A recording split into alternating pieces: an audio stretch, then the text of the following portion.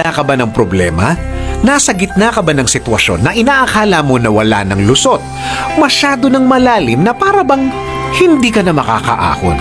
Remember this always. Nothing is permanent. Huwag masyadong kinoconcentrate ang problemang kinakaharap na mahirap.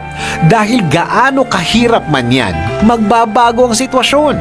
Ang problema daw ay parang bisita lang. Nakikiraan lang. Hindi nakikitira. Kahit ang isang successful na tao, kung magkukwento ng kanyang buhay nung oras na kung kailan siya nahirapan, yun ang highlight na mga sasabihin niya. Mas doon siya nag-e-enjoy sa pagkukwento. Remember this, walang natututunan pag lahat tama. May matututunan lang kung may problema. Huwag ding pasalamatan ng Diyos sa mga problemang dumarating. Pasalamatan mo ang Diyos sa mga solusyon na darating. Tandaan, what hurts you today makes you stronger tomorrow. Huwag ding magalit sa mga taong naninira sa iyo. May nasasabi sila dahil hindi ka nila kilala.